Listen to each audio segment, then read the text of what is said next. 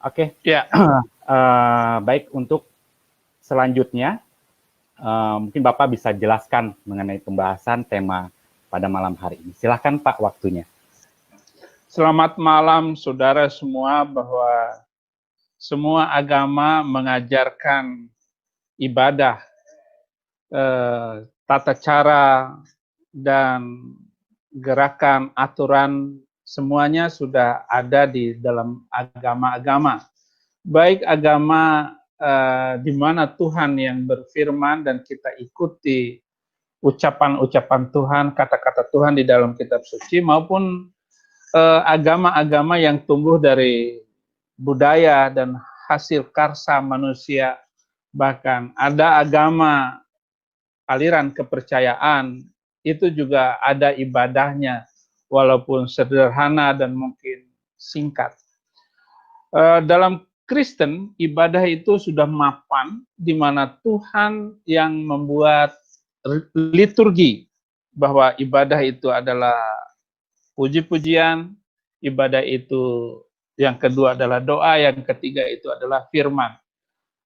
Itu dari awal, sejak ibadah itu dimulai, bahkan dalam kitab Musa itu sudah diceritakan semua, diajarkan semua tata cara ibadah itu. Yang asik, yang luar biasa, setelah saya menjadi orang yang percaya kepada Yesus Kristus, ternyata ibadah itu Tuhan sendiri yang menetapkan liturginya. Berbeda dengan agama-agama dunia, agama-agama, bahkan agama Arab, itu setelah 12 tahun mengajarkan agamanya, baru ada ibadah ritualnya itu 12 tahun kemudian. Gitu. Tujuan dari ibadah, setelah saya lihat di dalam firman Tuhan itu, ada 3, yaitu mendekat kepada Tuhan. Tujuan dari ibadah itu supaya pemeluk agama, supaya kita mendekat kepada Tuhan. Yesaya 48 ayat 16, mendekatlah kepadaku dan dengarlah ini. Dari dahulu tidak pernah aku berkata dengan sembunyi, dan pada waktu itu terjadi, aku ada di situ. Dan sekarang Tuhan Allah mengutus aku dengan rohnya. Jadi Yesaya pun memiliki anjuran yang luar biasa, bahwa Yesaya diutus oleh Tuhan dengan rohnya, bahwa ibadah itu adalah mendekat kepada Tuhan. Dalam bahasa Arabnya takarrubu ilallah, mendekatkan diri kepada Allah. Jadi tujuan ibadah itu supaya mendekat. Kita semakin dekat dengan Tuhan, maka segala sesuatunya kita percayakan kepada Tuhan yang luar biasa, yang tetap mencintai kita. Yang kedua, ibadah itu adalah konsentrasi, memusatkan diri kepada Tuhan, memusatkan hati kepada Tuhan. Da'a ilallah, berdoa kepada Allah. Kisah Rasul 6 ayat 4. Dan supaya kami sendiri dapat memusatkan pikiran dalam doa dan pelayanan firman. Jadi ibadah itu adalah memusatkan hati kita kepada Tuhan, agar kita mampu menghadapi berbagai macam cobaan dan tekanan di dalam kehidupan sehari-hari. Jadi kita harus mendekatkan diri kepada Tuhan dengan cara beribadah. Nah, yang ketiga, ibadah juga itu adalah melaksanakan sebuah kewajiban. Pengkhotbah 12 ayat 13, Pengkhotbah 12 ayat 13. Akhir kata dari segala yang didengarnya ialah takutlah akan Allah dan berpeganglah pada perintah-perintahnya. Karena ini adalah kewajiban setiap orang. Jadi ibadah itu adalah kewajiban. Menurut firman Tuhan adalah da'a ilallah. Al-ibadatu hiya wajibun. Ibadah itu adalah sebuah kewajiban. Tetapi setelah saya membaca firman Tuhan di dalam Injil, ibadah itu adalah bukan sebuah kewajiban, tetapi gaya hidup.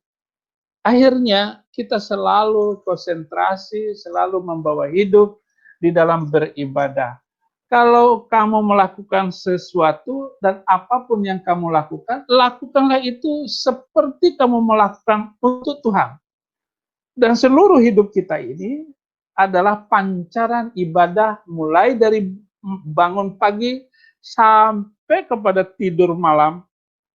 Kita berserah kepada Tuhan, menyampaikan, menyerahkan seluruh hidup kita kepada Tuhan supaya besok pagi bangun kembali. Nah, saudara-saudara, itu tujuan daripada ibadah. Tetapi kalau kita melihat bahwa ibadah di dalam Kristen itu penuh dengan keagungan. 2 Timotius 3, 1 Timotius 3 ayat 16. Jadi 1 Timotius 3 ayat 16, tolong dibacakan untuk saya.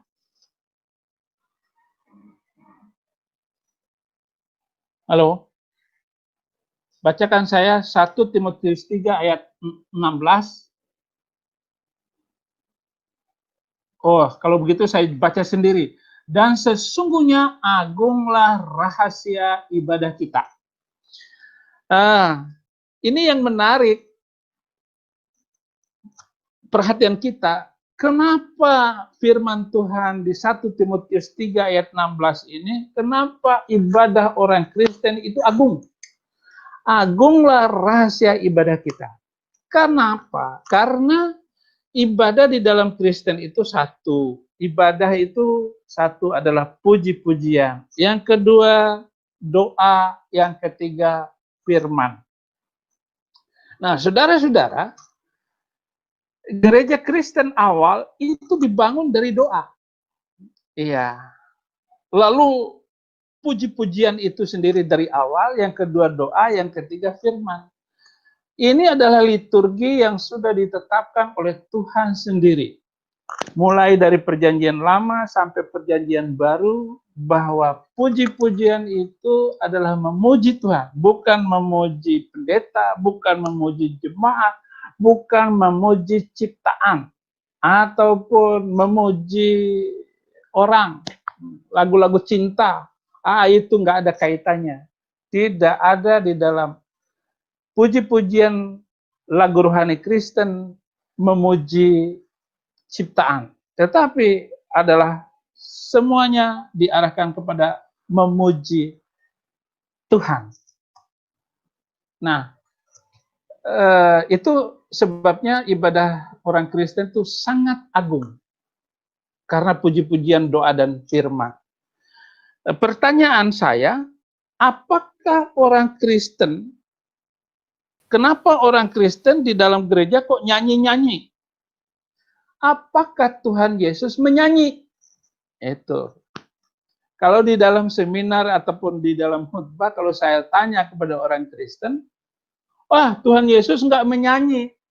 Mari kita buka Matius 26 ayat 30. Matius 26 ayat 30.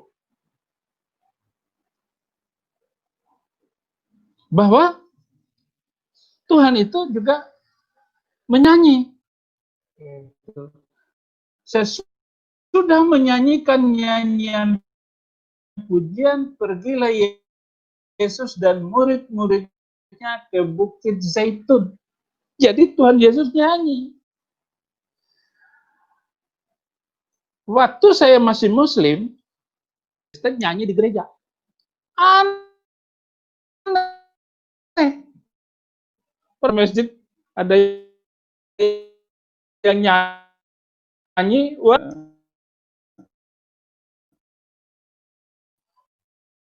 pada dan agung karena lagi kepada jemaat di sebuah gereja. Lagu apa yang sering dinyanyikan Tuhan Yesus? Gitu. Di Malaysia waktu saya seminar di kota Kinabalu, ayo yang pojok, lagu apa yang dinyanyikan oleh Tuhan Yesus? Langsung yang di pojok, lagu rohani katanya. Semua yang lain tertawa karena ini. Tetapi kita akan nonton, kita melihat bagaimana cuplikan. Kita lihat dulu ayat bahwa lagu yang paling disukai oleh Tuhan Yesus itu Wahyu 15 ayat 3 dan 4. Coba buka Wahyu 15 ayat 3 dan 4.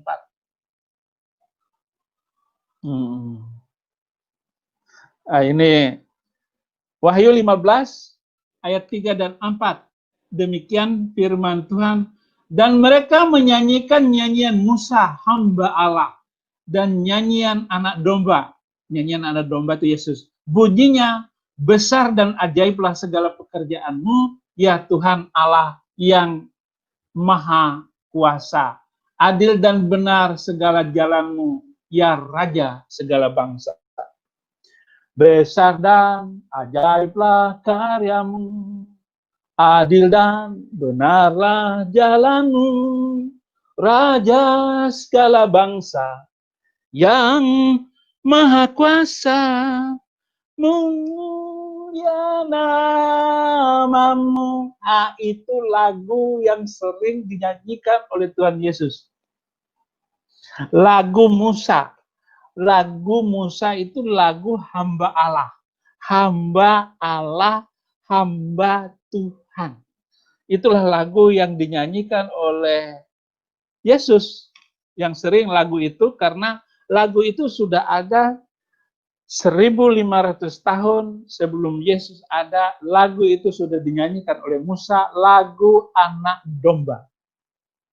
Kembali kepada hal yang semula, topik bahwa ibadah adalah ibadah di mana Tuhan turun mengajarkan bagaimana menyembah pencipta langit dan bumi di dalam Yesus Kristus. Itu yang luar biasa, sehingga saya tidak pernah ragu sedikit pun mengikuti ajaran Yesus Kristus, walaupun hari-hari pertama saya ikut itu. Saya nggak percaya Yesus itu Tuhan. Karena Yesus itu ya manusia biasa awalnya. Tetapi begitu mengenal firman Tuhan, membaca seluruh Injil, nah baru saya berubah total. Dan saya menjadi pemberita firman yang radikal. Ya radikal. Radikal orang Kristen itu bagus. Kalau radikal agama lain itu enggak bagus. Puji-pujian. Bagaimanakah mengekspresikan diri di dalam ibadah? Maka ibadah itu ada 5 hal yang harus diperhatikan. Mazmur 87 ayat 7 yaitu menari-nari. Jadi di dalam rumah ibadah kita boleh menari-nari bagi Tuhan, menyanyi-nyanyi dan memuji Dia dengan ekspresi.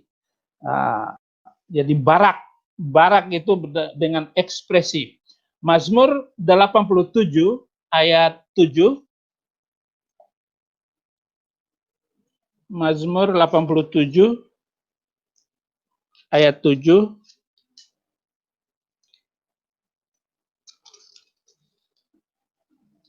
Demikian. Dan orang menyanyi-nyanyi sambil menari-nari beramai-ramai. Segala mata airku ada di dalammu. Gitu. Jadi beribadah itu dengan menari-nari. Supaya apa? Ekspresi kita di dalam beribadah itu adalah ekspresi yang benar dengan menari-nari. Yang kedua, halal. Halal atau dalam bahasa Arabnya halal. Halal artinya sukacita. Mazmur 100, dalam Mazmur 100 ayat 2 dan 4. Demikian, beribadahlah kepada Tuhan dengan sukacita. Datanglah ke hadapannya dengan sorak-sorai. Ayat 4, masuklah melalui pintu gerbangnya dengan nyanyian syukur. Ke dalam pelatarannya dengan puji-pujian, bersyukurlah kepadanya dan pujilah namanya. Jadi Poin yang kedua di dalam puji-pujian itu adalah dengan bersukacita. Ya'dah. Ya'dah artinya mengangkat tangan. Mazmur 134 ayat 2. Mazmur 134 ayat 2. Bahwa memuji Tuhan itu harus dengan mengangkat tangan juga. Di dalam perjanjian baru juga disebutkan seperti itu. 134 ayat 2, angkatlah ke tanganmu ke tempat kudus dan pujilah Dia, pujilah Tuhan. Jadi ya'dah itu mengangkat tangan, memuji Tuhan, memberikan diri. Tuhan, kalau aku boleh hidup sekarang, semua karena kemurahan Engkau. Jadi ya'dah adalah mengangkat tangan.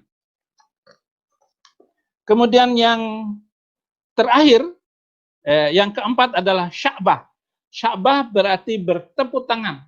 Mazmur 47, Mazmur 47 ayat 2.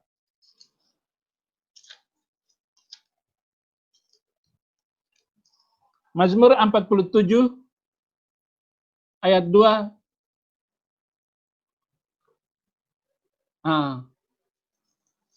Hai segala bangsa, bertepuk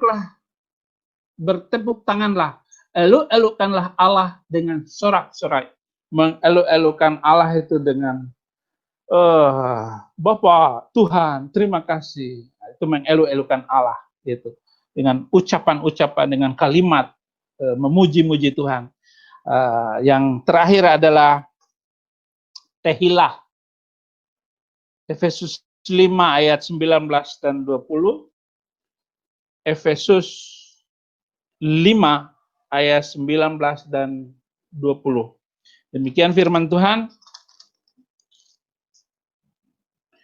Dan berkata-katalah seorang kepada yang lain dalam mazmur, kidung puji-pujian dan nyanyian rohani, bernyanyi dan bersoraklah bagi Tuhan dengan segenap hati. Ucaplah syukur senantiasa atas segala sesuatu dalam nama Tuhan kita Yesus Kristus kepada Allah Bapa kita. Ini 5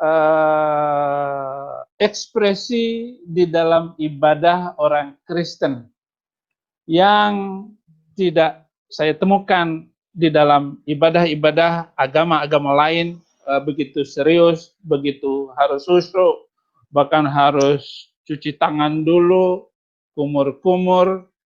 Itu ibadah di dalam perjanjian lama juga begitu, harus cuci tangan, bersih-bersih. Tetapi di dalam Kristen begitu sederhana, begitu gampang, mudahnya ibadah, bahkan suami istri boleh duduk di samping sambil berdoa, pegang tangan, itu boleh. Karena apa? Ibadah itu sudah dibawa oleh Tuhan sendiri yang mengajarkan bagaimana kita beribadah. Tampilkan saya ayat Yosua 24 ayat 15. Yosua 24 ayat 15.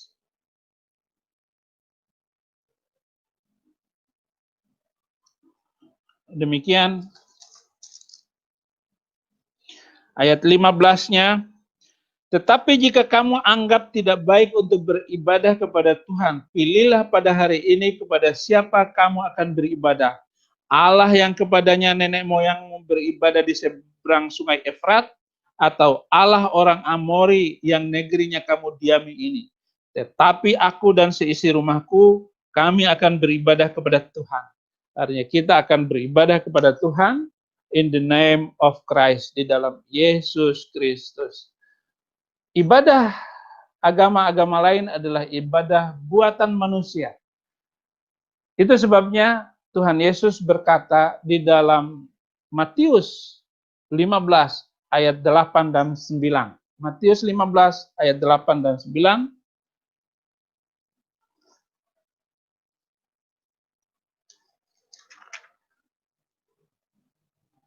Demikian firman Tuhan. Bangsa ini memuliakan aku dengan bibirnya, padahal hatinya jauh daripadaku. Percuma mereka beribadah kepadaku, sedangkan ajaran yang mereka ajarkan ialah perintah manusia. Jadi perintah ibadah buatan manusia itu adalah ibadah, misalnya harus begini, aturannya begini. Tuhan Yesus datang membawa dirinya untuk beribadah di dalam roh dan kebenaran.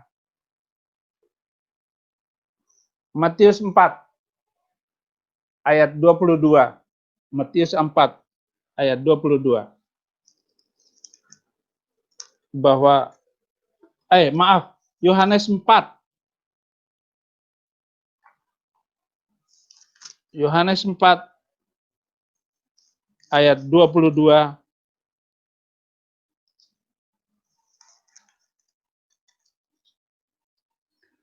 Kamu menyembah apa yang tidak kamu kenal, kami menyembah apa yang kami kenal. Sebab keselamatan datang dari bangsa Yahudi, bukan dari bangsa Syria, bukan dari bangsa Mesir, tapi dari bangsa Yahudi. Tetapi saatnya akan datang, sudah tiba sekarang, bahwa penyembah-penyembah benar akan menyembah Bapa dalam roh dan kebenaran. Sebab Bapa menghendaki penyembah-penyembah yang demikian. Ayat 24, Allah itu roh, dan barang siapa yang menyembah dia harus menyembahnya dalam roh dan kebenaran. Jadi ibadah itu adalah menyembah dalam roh dan kebenaran, bukan mengikuti cara manusia, bukan beribadah menurut cara manusia, apalagi seluruh ibadah yang sudah dicontohkan itu telah tergenapi dalam diri Yesus Kristus. Dia tidak menginginkan korban pengampunan dosa, dia tidak menginginkan lagi korban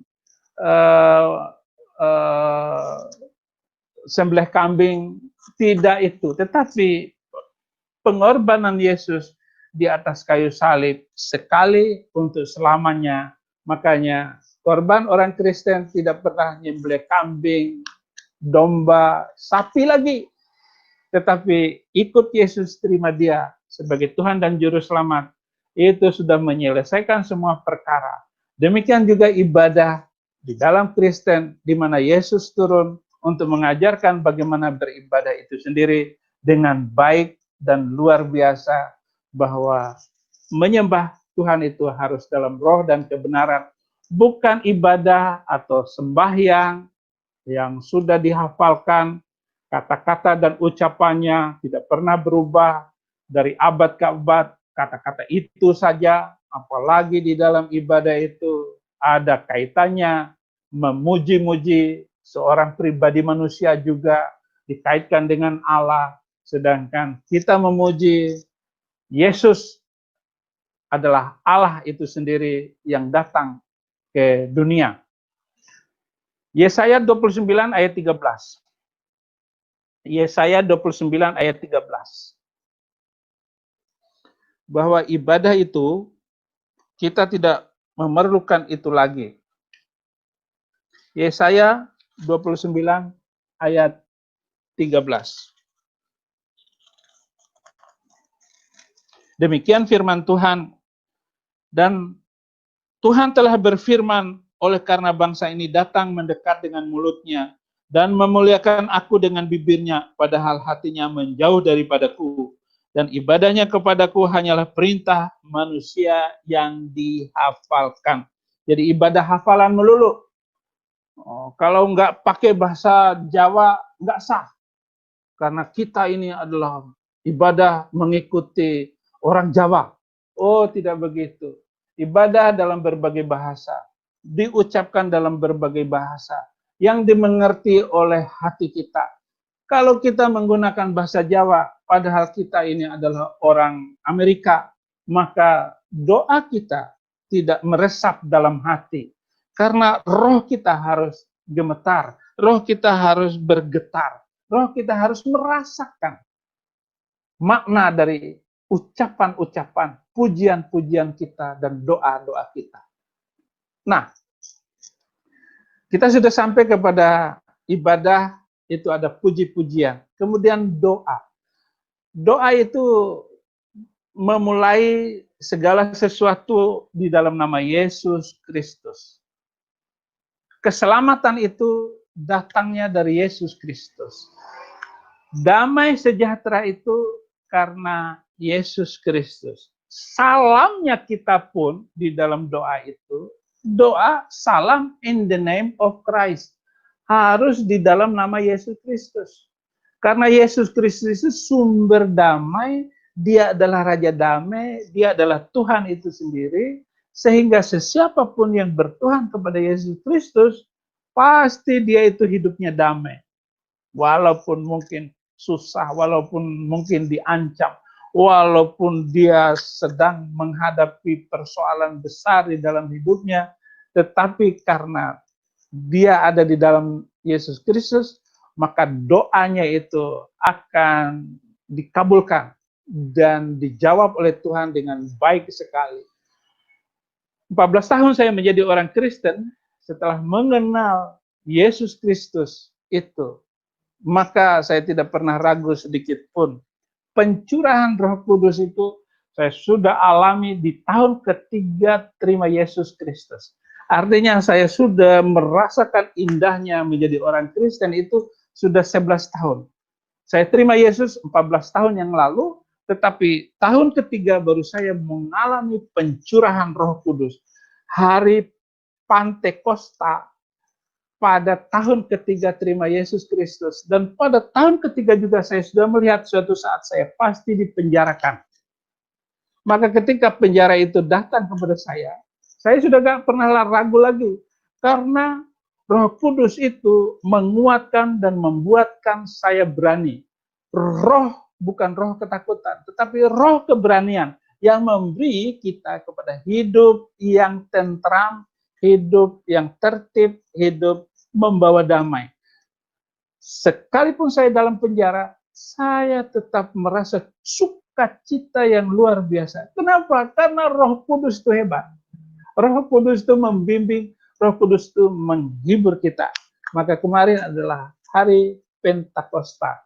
Selamat untuk saudara-saudara yang hari Pentakosta, pencurahan Roh Kudus saya kira mengalami dan dilawat Tuhan. Dan Anda semua pun mengalami Pentakosta itu. Dan hari ini adalah tanggal 1 Juni, adalah hari peringatan lahirnya Pancasila. Pancasila 5 dasar itu adalah ketuhanan yang Maha Esa, kemanusiaan yang adil dan beradab, persatuan Indonesia, kerakyatan yang dipimpin oleh hikmat dan kebijaksanaan dalam permusyawaratan perwakilan. Yang kelima, keadilan sosial bagi seluruh rakyat Indonesia. Saya juga NKRI, harga mati, dan saya hafal Pancasila. Jangan sampai ada orang ngaku NKRI, Pancasila nggak hafal. Nah, itu juga adalah rasa yang luar biasa karena pencurahan Roh Kudus itu saya alami sendiri dan saya sudah melihat bahwa Pancasila ini menjadi alat pemersatu bangsa Indonesia antar suku, antar agama, antar budaya, antar pulau, antar suku masing-masing yang berbeda itu. Saya percaya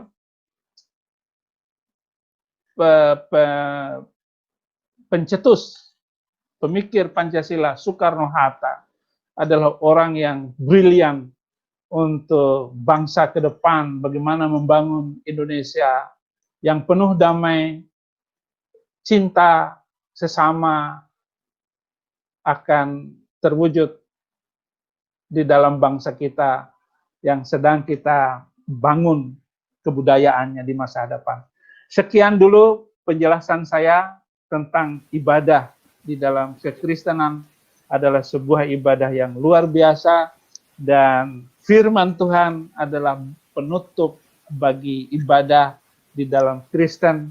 Lalu biasanya kita pulang dan ada doa penutup pendeta memberikan berkat kepada jemaatnya dengan doa